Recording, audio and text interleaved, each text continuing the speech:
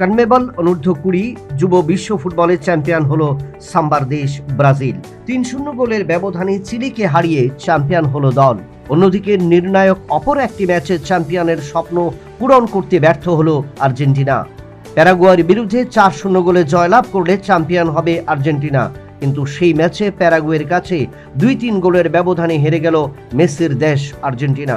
এর কারণে 6 ম্যাচ শেষে 13 পয়েন্ট নিয়ে ব্রাজিল চ্যাম্পিয়ন এবং সমান সংখ্যক ম্যাচে 10 পয়েন্ট নিয়ে আর্জেন্টিনা রানার্স খেতাব দখল করে। যদিও আসরের প্রথম ম্যাচে ব্রাজিল 6-0 গোলের ব্যবধানে পরাস্ত হয়েছিল, তবে শেষ ম্যাচটিতে তিকি-তাকা ফুটবল উপহার দিয়েই সাম্বার দেশ জয় করে নেয় চ্যাম্পিয়ন খেতাব।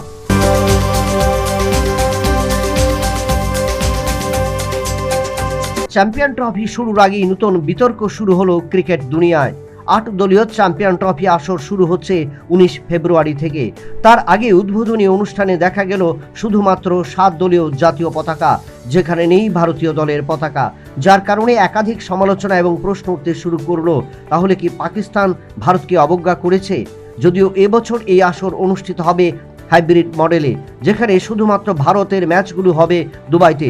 অন্যদিকে ভারতের ম্যাচগুলো দুবাইতে হচ্ছে, তার কারণেই করাচি, লাহোর কিংবা রাওয়ালপিন্ডিতে লাগানো হয়নি ভারতের জাতীয় পতাকা, এমনই মনে করছেন প্রত্যেকে।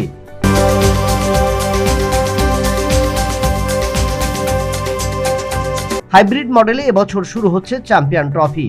আসরের উদ্বোধন পাকিস্তানের ম্যাচগুলো হবে লাহোর, করাচি এবং রাওয়ালপিন্ডিতে। অন্যদিকে ভারত যেহেতু পাকিস্তান যাবে না, তার কারণে ম্যাচগুলো হবে দুবাইতে। কিন্তু এই ম্যাচ শুরুর আগেই একাধিক প্রশ্ন উঠতে শুরু করলো ক্রিকেট মহলে, কারণ 20 ফেব্রুয়ারি এই আসরে ভারতীয় দল বাংলাদেশের বিরুদ্ধে তাদের প্রথম ম্যাচ খেলবে। 23 ফেব্রুয়ারি দ্বিতীয় ম্যাচে ভারত মুখোমুখি হবে পাকিস্তানের। কিন্তু দুবাইতে যে মাঠে ভারতীয় দল খেলবে, সেই মাঠে ইতিমধ্যেই ক্লান্ত হয়ে গেছে একাধিক আসরের ম্যাচে অংশ নিতে। মাঠে রয়েছে মোট 10টি উইকেট, যার মধ্যে 8টি উইকেটে অনুষ্ঠিত হয়েছে মহিলাদের টি-20 বিশ্বকাপ, পুরুষদের অনূর্ধ্ব-19 এশিয়া কাপ, আমির শাহী টি-20 লিগ সহ একাধিক আসর। অর্থাৎ গত এক মাসে মোট 15টি ম্যাচ অনুষ্ঠিত হয়েছে এই মাঠে। এর ফলে চিন্তা শুরু হয়েছে বাকি 2টি উইকেট নিয়ে, যে 2টি উইকেটে ভারতীয় দল তাদের ম্যাচগুলো খেলবে।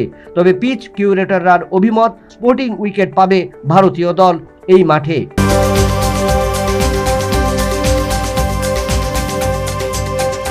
নামের শুরুতে যেমন লেখা রয়েছে বিরাট, ঠিক তেমনি বিশ্ব রেকর্ড করার সুযোগও রয়েছে বিরাটের। চ্যাম্পিয়ন ট্রফিতে আর মাত্র 263 রান করতে পারলেই নূতন বিশ্ব রেকর্ড স্থাপন করবেন ভারতের এই নির্ভরযোগ্য ব্যাটসম্যান। চ্যাম্পিয়ন ট্রফির পরিসংখ্যানে এখন পর্যন্ত শীর্ষস্থানে রয়েছেন ওয়েস্ট ইন্ডিজের ক্রিস গেইল। মোট 17টি ম্যাচে তার সংগ্রহ 791।